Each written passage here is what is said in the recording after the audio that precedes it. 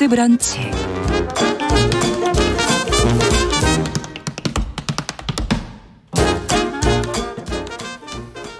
네, 정영실의 뉴스 브런치 듣고 계신 지금 시각 11시 41분입니다.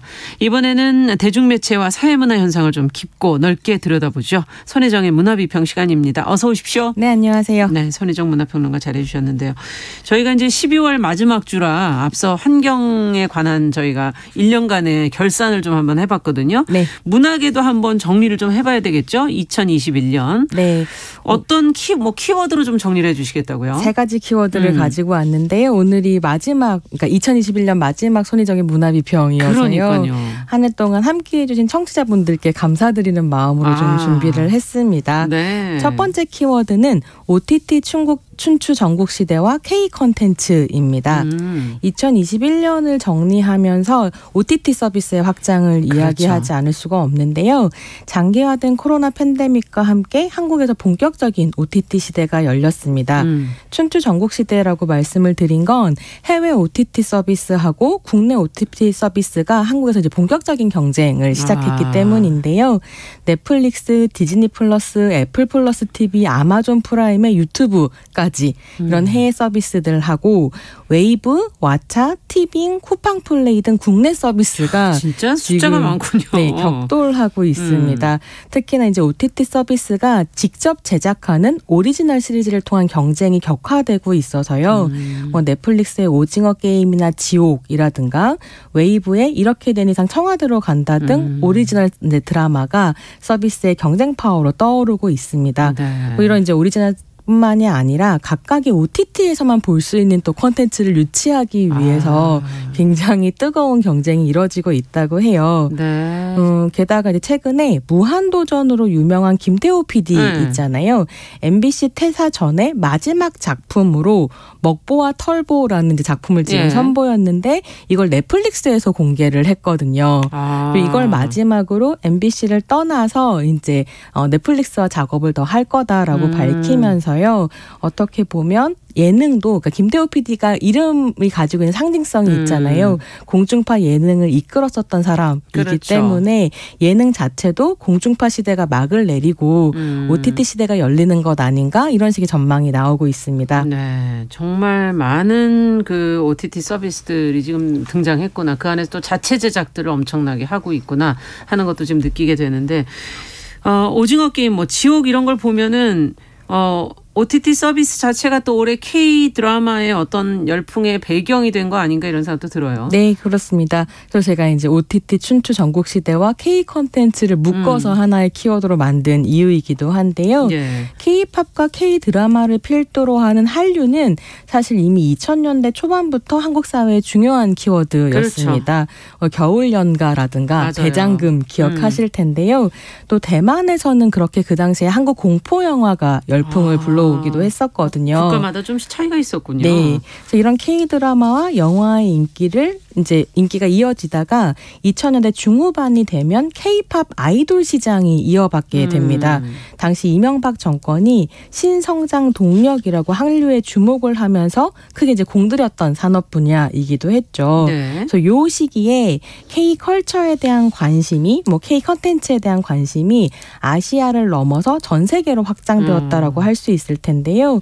그게 이제 2020년대에 이르러서 이제는 한류를 넘어서 대한민국 붐이다라는 평가를 받게 되는 이제 경지에 이르렀다라고 볼 수 있겠습니다. 그래서 요즘 시대의 한류의 특징은 지난 20년간은 한류가 특정 계층에게 어필하는 일종의 하위 문화였었다고 한다면 이제는 광범위하게 전 세계적으로 대중문화 트렌드를 이끌어가는 위치에 올랐다라는 점을 주목해 볼 수 있을 텐데요. 뭐 BTS의 인기와 글로벌한 영향력을 시작으로 기생충, 오징어 게임의 신드롬 이런 것들이 이제 이런 현상을 보여주고 있는 상징적인 사건인 거죠. 근데 최근에는 이런 인기가 K 웹툰으로까지 확장되고 있다고 하는데요. 뭐 지옥이나 스위트홈, DP 같은 오리지널 드라마들이 웹툰을 또 원작으로 하고 있기 때문에 예, 한국 웹툰의 이제 해외 수출이 늘어나고 있다고 합니다. 근데 이런 오늘날의 K 붐이라고 하는 건 건 사실 한국에서 그러니까 하늘에서 뚝 떨어지는 것이라기보다는 오랜 세월 쌓여온 어떤 노력의 성과라고 할 수 있을 것 같고요. 제가 좀 올해 재미있게 본 건 이제 외국 시청자들이 한국 드라마 재밌다 하고 한국에 대해서 관심을 가지게 됐을 때 OTT가 하는 역할인 것 같아요. 이 OTT 서비스 안에는 굉장히 방대하게 한국의 콘텐츠들이 아카이빙이 되어 있고 거기 안에서 사람들이 찾아볼 수 있는 거죠. 계속. 다른 것으로 옮겨갈 수 있겠네요. 네. 그래서 이제 그런 방대한 아카이빙으로서의 OTT의 역할이라는 것도 앞으로 좀 주목해 볼 수 있겠습니다. 네. 지금 OTT가 뭐냐라고 물어보시는 분도 계신데 네. 한 번 더 설명해 드려야 이게 되죠. 오버 더 탑의 준말인데요. 그러니까 어떤 셋톱박스가 있는 것이 아니라 기존의 케이블처럼 온라인 스트리밍을 통해서 컨텐츠를 보실 수 있는 넷플릭스 같은 서비스를 떠올려 보실 수 있겠습니다. 참 지상파는 어떻게 가야 할지 여러 가지 고민이 들기도 하는 대목이기도 한데. 네. 자, 두 번째 키워드는 또 뭘까요? 네, 두 번째 키워드는 우리도 여기에 있다입니다. 스크린이나 브라운관에서 인물 묘사가 확실히 다채로워지고 있는데요. 특히 장애인과 퀴어 등 다양한 소수자 재현이 많아질 뿐만이 아니라 굉장히 자연스러워지고 있다라는 생각이 좀 들었어요. 네. 그러니까 단순한 구색 맞추기가 아니고 진지한 고민과 이해 안에서 소수자 캐릭터가 만들어진다는 점이 올해 좀 해볼 만했는데요. 예. 일단 극장에서는 우리 방송에도 소개를 해드렸던 션 헤이더 감독의 코다를 비롯해서 아나로샤 감독의 리슨, 클로이 자오 감독의 이터널스 등에서 농인 캐릭터가 중요하게 등장했습니다.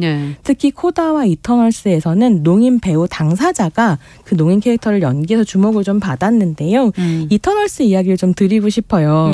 코다는 저희가 몇 번 말씀을 드렸었고 이터널스는 마블에서 만든 히어로물이거든요. 근데 최근 마블 시네마틱 유니버스에서 장애인 캐릭터에 대한 관심이 좀 높아지고 있어요. 그러니까 이게 보통 슈퍼 히어로물이라고 하면 주인공이 정신적이거나 신체적인 장애를 극복하고 비장애인보다 뛰어난 신체 능력을 가지는 이야기를 선보이면서 늘 장애를 뭔가 극복해야 할 무언가로 재현하는 경우가 굉장히 많았거든요. 근데 이제는 신체 손상을 장애가 아니라 초능력의 일부로 그리는 재현들이 등장하고 있는 게 좀 재미있습니다. 시선이 좀 다르네요. 예, 그래서 이터널스가 좀 흥미로운 건 뭐냐면 이터널스에 초음속 정찰병이라는 별명을 가진 마카리라는 캐릭터가 나와요. 근데 이 캐릭터가 농인 캐릭터인데요. 왜 이게 중요하냐면 초고속으로 움직이는 사람이라서 막 1초 만에 지구를 몇 바퀴씩 돌고 하는데 그렇게 빠른 속도로 움직이기 때문에 엄청난 굉음이 나는 거죠.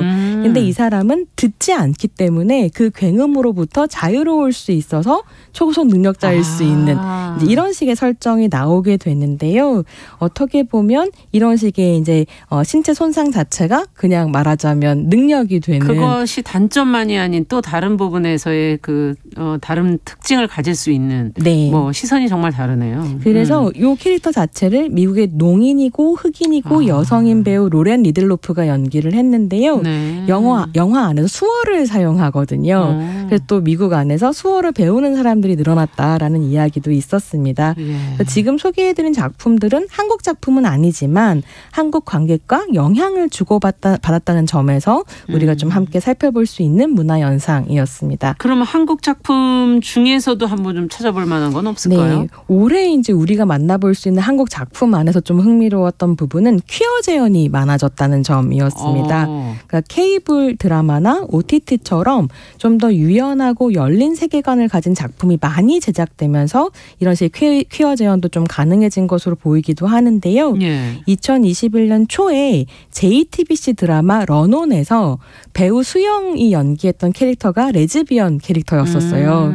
이 레즈비언 캐릭터를 시작으로 마인, 알고 있지만 그녀들, 술꾼 도시 여자들 등 다양한 드라마에서 레즈비언 캐릭터가 등장하거든요. 특히나 이제 런온의 수영 같은 경우에는 이렇게 남자 캐릭터랑 우선 회사 안에서 경쟁 관계에 있는데 너나 나나 똑같이 여자 좋아하고 똑같이 사장 되고 싶은 건 마찬가지인데 너 왜 이렇게 나한테 함부로 구냐 뭐 이런 식의 대사를 하면서 또 이제 인기를 끌기도 했습니다. 근데 과거의 한국 콘텐츠에서는 이런 퀴어 캐릭터가 반전의 요소로 많이 사용됐었거든요. 뭐 알고 봤더니 레즈비언 킬러야 라든지 뭐 알고 봤더니 트랜스젠더야 깜짝 놀랐지 이런 식으로 이게 소비되는 경우가 많았는데 최근에는 온전한 삶을 가진 하나의 캐릭터로 묘사되는 경향이 많아지고 있다는 점이 중요하게 주목해 볼 수 있겠고요. 네.